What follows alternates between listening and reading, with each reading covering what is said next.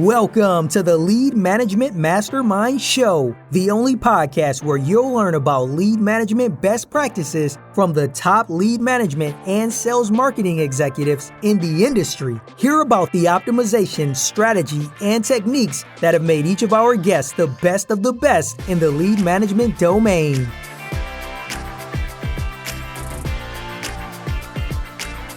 Live from the headquarters of SDP Solutions, here's your host, Scott Payne.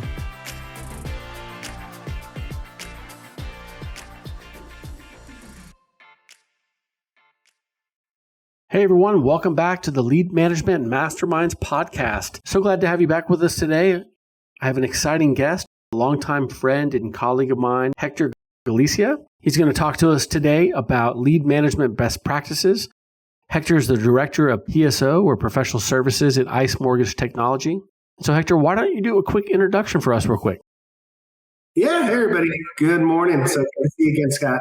I've been with ICE Mortgage Technology, previously Ellie Mae, and then, Velocify, Leads 360. So there's been a lot of names, over the last few years, but been with the organization close to 10 years now and pretty much known Scott the whole time. So, worked with Scott over at his Nation Star, Mr. Cooper days, and over at Home Captain. So, had a good relationship all the way through and happy to help him, with his team here.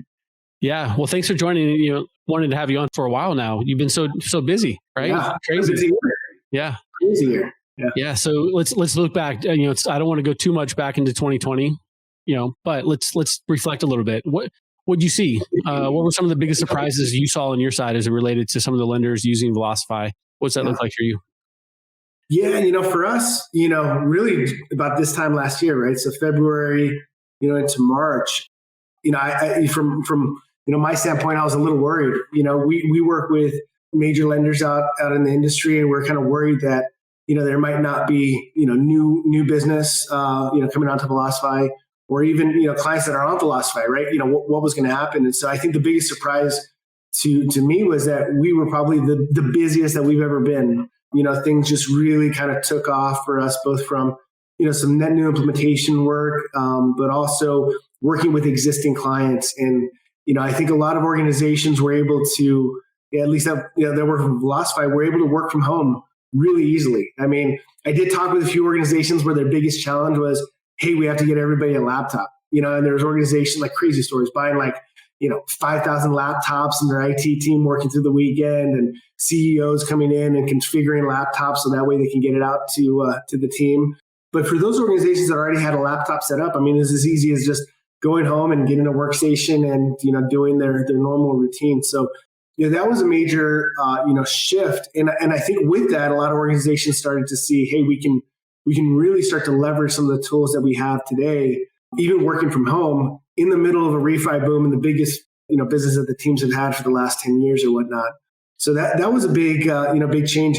There's also some kind of things that I think are going to be coming this year in terms of like a technology standpoint.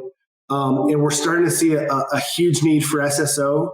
SSO was, single sign-on was a big deal, before, and it's super convenient, and it allows people to kind of, manage one set of passwords or whatnot and get into multiple platforms. But we're starting to see a lot more organizations ask for that, this year.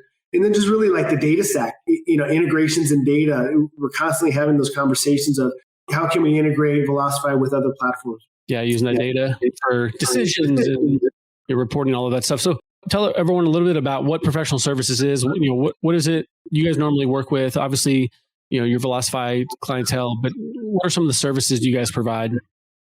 Yes, I'd say, about 50% of our business, is just called half the business, is working with new or clients to Velocify, right? So, that's a big, endeavor and a big feat to kind of switch from one platform to the other. So, part of the business that I manage is a team of implementation consultants that work with organizations to understand business requirements, technical requirements, different goals and objectives that you're looking to achieve with the platform. And then we start to figure all that out and get it down to some sort of like MVP or initial kind of launch point. And then from that point, when we launch, right, then the fun begins, and then it's, trying to figure out how we can maximize, the tool. And so anybody that's used Velocify, that you can make those changes, intraday really, and start to squeeze out, as much ROI as you can. And so the other half of the business that I manage is working with existing clients on, leveraging, the administrative capabilities within Velocify. A portion of that is also integrations. So we just mentioned that, but, really data going between the Velocify platform. And by the way, if you're not leveraging some of those integrations today, you probably should. It's pretty easily to get Velocify data in and out of our system. From that standpoint, that's another part of the business that we refer to more as like technical consulting and integrations. Yep. And then in full transparency, I'm part of the program, the consulting program, right? So me and Hector have got to work with each other, and so a lot of the clients and a lot of people listening are aware of that. But for those that don't, I guess I'm technically part of your team, although I don't consider you my manager, I guess. Thank goodness. But no, it's a great relationship. Yeah. We were going to try to hire you, but we can't afford you. So. That's right. Yeah. Well, I got to pay for technology like this. We have this cool, podcast stuff now. So, a lot of people are obviously familiar with Velocify, Lead 360, and now ICE acquisition has happened. One of the things that even to this day, as I go and type in Velocify on Google, or if I go and type in, sales stats, for example, or, trying to find information to throw into a presentation of some kind, it's interesting because Velocify kind of stats always come up. The 391%, greater chance of converting a lead, as you call it, within the first minute. The number of call attempts you should make to a lead, the number of call attempts that aren't made. All of these kind of stats have come from these Velocify research, right? One of I call it like the Bible of sales, or the Bible of sales strategy or lead management strategy, is one of the white papers done was called the Ultimate Contact Strategy, as you know. And here recently, a couple months ago, released a new version of it, an updated version. It's looking at a number of things. Let's spend a couple minutes talking through that and some of the differences and changes that were updated from historical stuff. Because I know, they dug in deeper on some demographic stuff, also around SMS, because previously, I think it was in the last contact strategy we had, the release said that pretty much we should not contact or should not send an SMS to somebody until you've made contact, right? And technology shifted. People have gotten more comfortable with that kind of stuff. Let's talk a little bit about that contact strategy there. So we had the first part, that kind of stuck out to me was the differences by demographics, right? And so can you talk a little bit about kind of what that kind of showed? Yeah. So, I think, the high level, takeaway is, hey, speed to lead for any sort of, lead acquisition is super important, right? I think everybody knows that. What we did see and what the study did see is that, I think before they looked at a call under 5 minutes, now you need to call under 1 minute. That's the major change there. The other part is, that perpetual follow-up. We've had this kind of 6-call strategy for a number of years. That actually shrunk in this study down to 5, which was, pretty interesting, where, the 6th call was, the kind of, go-to for quite a bit of time. So, kind of less calling. And there's a very specific reason for that. We'll talk about that in a second. But then the other part that we looked at in this study was demographics, right? And so, I think that if I remember correctly, it was generations that they looked at. So millennials, Gen X, boomers, silent generation. They also looked at region. So West, Midwest, North, East, and South. And then they looked at loan time, marital status, and gender. So a whole bunch of kind of different demographics, I guess we could call it. And there were some interesting components here to it. At the end of the day, just to summarize it, what we found is that the speed to lead does differ a little bit between some of these different, demographics. At the end of the day, though, for that first call, at least, we still want to call, pretty quickly. But there was, the kind of, Gen X and boomers, were just a little bit less reluctant to receiving that call, right up front. And then you also saw that in some of the different regions. So, suffice to say, I think at the end of the day, high level, hey, we want to call within, 1 minute. But then I think the more important thing that this starts to look at is understanding your customer.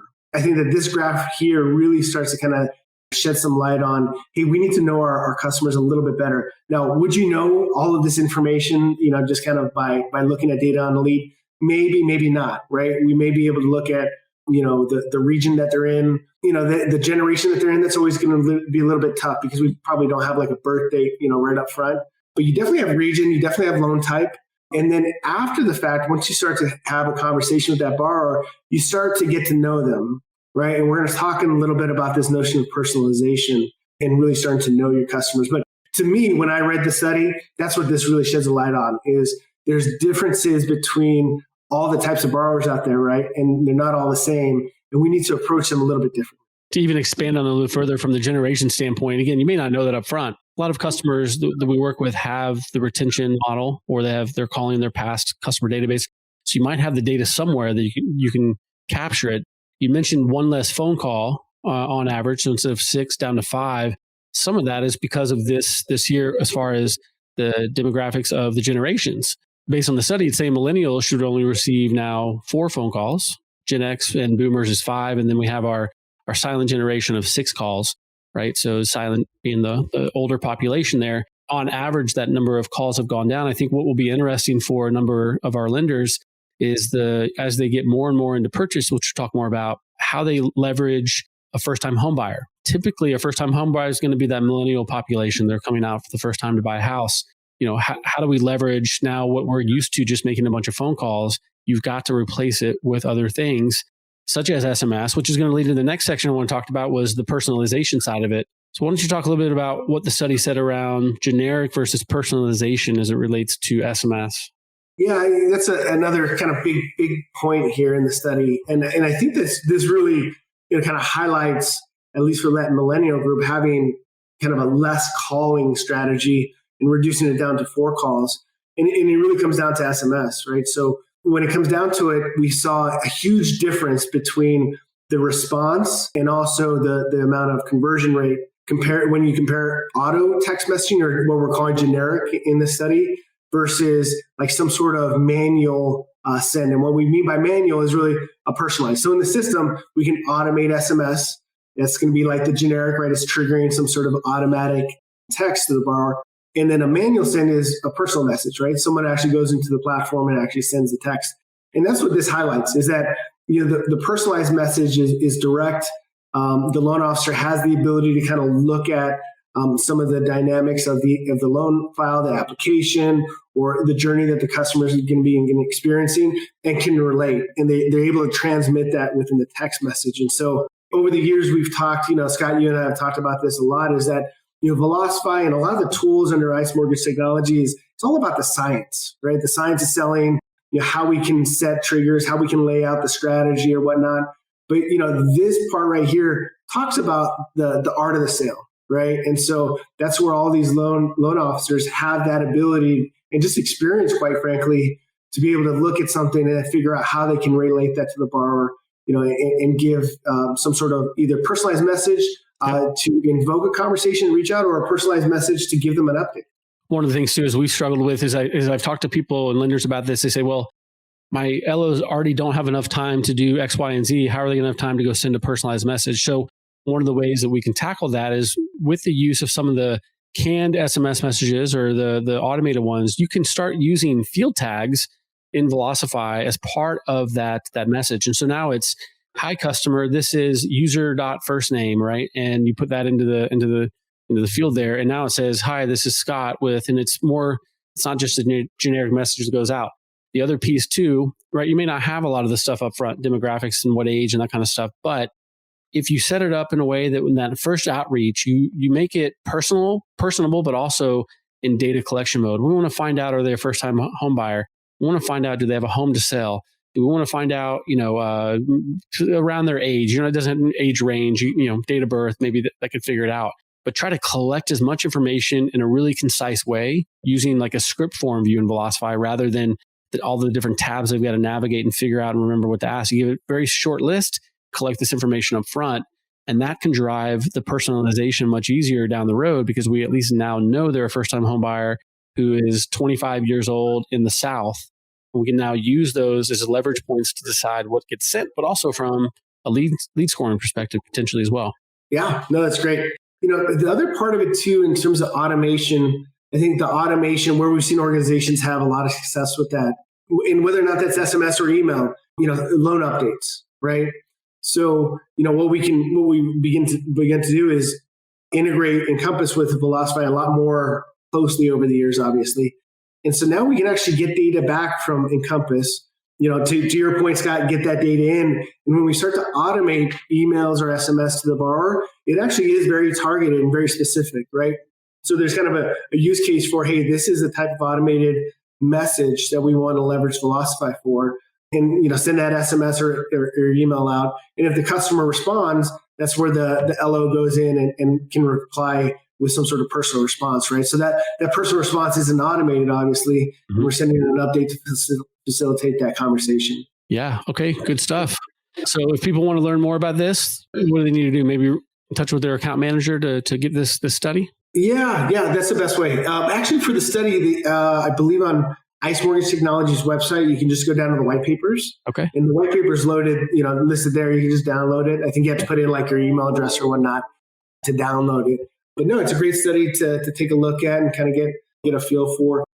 I think the kind of biggest takeaway for me anyways was this notion of personalization, personalized messages, and kind of giving the loan officers a tool to either personalize it or, to your point, Scott, automate it, but let's make it feel like it's has a personal touch.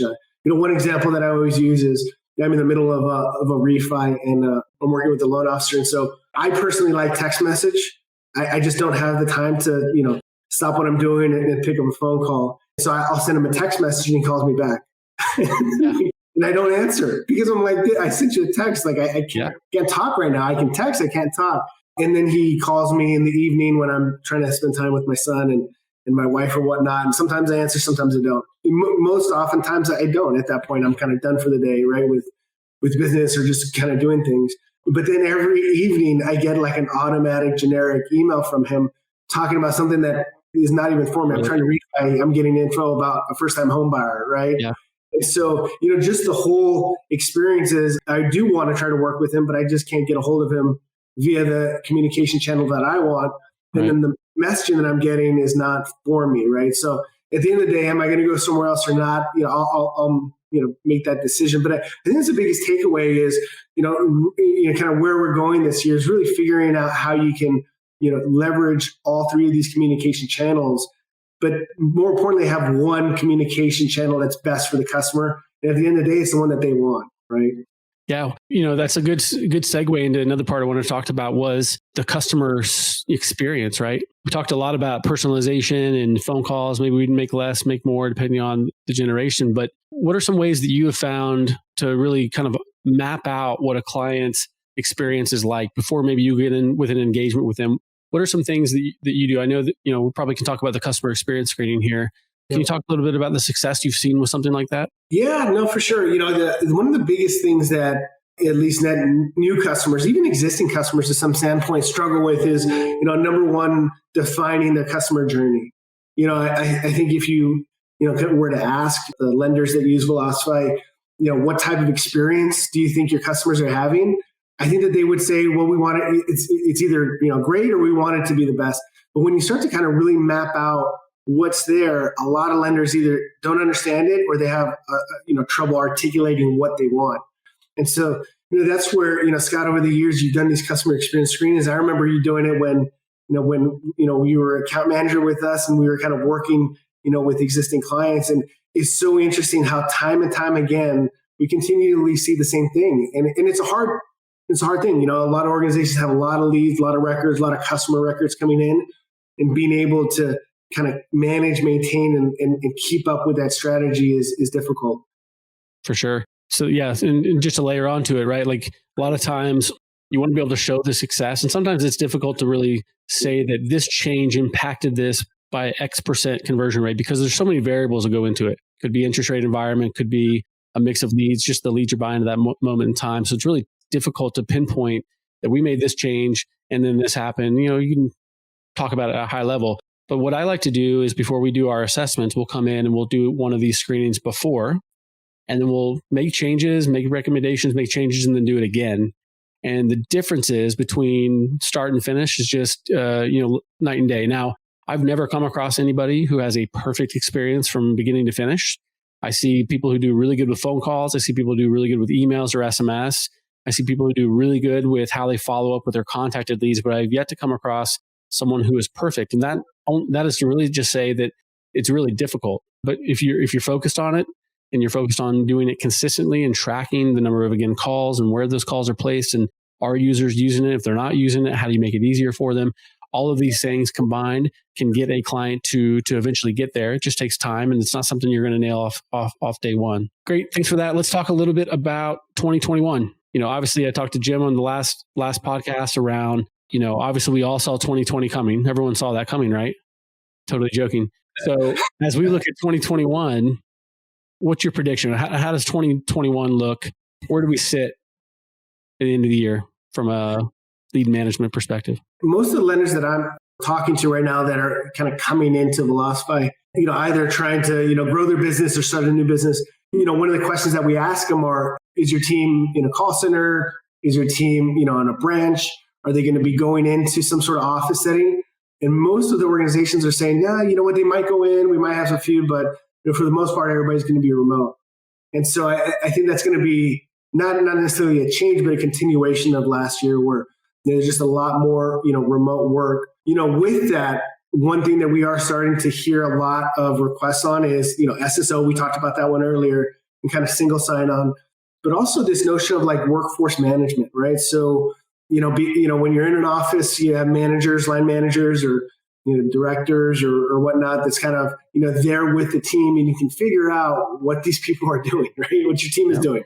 Work from home, you can't really do that, right? So you have to start to leverage some of these other tools. And so, Velocify, if you are using Dial IQ, has some great tools when it comes to, kind of checking in on calls. You can actually listen to calls, go into Barge. You can have a dashboard to see who's on a call or whatnot. And if it's not Dial IQ, it could be another platform where you're starting to kind of look at some of those tools. But I think this year, there's going to be a need for organizations to say, okay, we made it through last year and that was temporary, but this is kind of the new norm, right? How do we grow our business and scale our business with a staff that's working remotely? And so I think that's going to introduce a lot more, kind of new tools, and maybe they're not new tools to the market space, but new tools to a lot of lenders that may not have looked at those before. Good points. So we'll end with this. So obviously there's a lot of features in Velocify clients have used for years, and some use more than others and whatever. What would you say the most underutilized feature of Velocify is that lenders don't take advantage of? Yeah, so there's really two. It's interesting. We talk about email a lot. A lot of lenders don't use emails out of Velocify anyways. They maybe use it somewhere else or like a different platform or whatnot. But I think that's definitely one of the features that's underused. Another thing to kind of think about is that if you're not using the Velocify email today, we do have a new email editor. So if you ever used it before, it was probably a little bit of a struggle. The new email editor is pretty decent. It's pretty good. So by jumping back in there, you can actually style HTML emails really well. Upload pictures, host pictures. Yeah. Host pictures. You could do things where you can also track some of the email opens or whatnot. And I know, Scott, you talk about this a lot, which I think is a great tool. Is if we track someone opening an email, we can flag them in a priority view, either through like a lead scoring or whatnot, but just kind of funnel that to the top. And that way, if someone's interacting with those emails, hey, that should be someone that we target. And then the other one that you look at, and I just mentioned, was lead scoring. I think that's a feature that probably every organization should use. It's one of those things that's not we call it lead scoring, but I think as you start to engage with the customer, it becomes like some sort of engagement score. And so you can just really begin to integrate that with your prioritization strategy. Yeah, another thing I'd say most people don't know with the new email features that were released is you can now track opens and clicks and deliverability by email template. So now you can see each template, which ones are confirming. So I've been working with a couple of clients now where we're saying, hey, the opens and click rates, the open rates is low on this email. So let's change the subject line and try it out, see what the difference is, see if we can get a better open rate. And then the clicks. Is the right call to action there? Do we need to move it up? In the email, it's down below. So we're really starting to get kind of strategic inside of Velocify as it relates to emails. We can also check email delivery to domain. So there's a lot of providers, Gmail, where it's very difficult to get emails not flagged as spam. So you'll just get to start seeing some insights there to see, hey, we're having trouble with Gmail in particular. We need to make some adjustments that are more Gmail friendly into the content.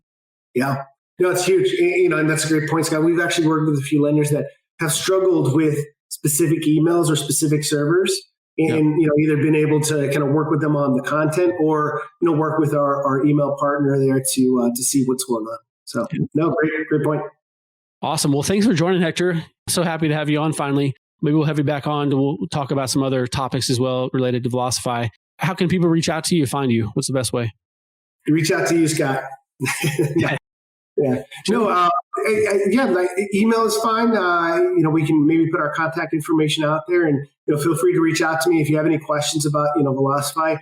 The other thing is I work very closely not only with Scott, but also our relationship managers and client success managers with Ice Mortgage Technology. So I'm talking to them, daily. So if you have any questions or you kind of say, hey, we want to look at some of the things that Hector and Scott talked about, hey, feel free to reach out to them, and we can spin up a meeting and talk about it as a group. Awesome. All right, Hector, thanks for joining. Talk to you next time. Thank you for joining us on this episode of the Lead Management Masterminds podcast. Today's episode is presented by SDP Solutions, your one-stop shop for all things lead management, strategy, and optimization. Please visit us at www.sdp-solutions.com. If you enjoyed today's episode, be sure to subscribe and leave us a 5-star rating and review on Apple Podcasts or your favorite podcast site.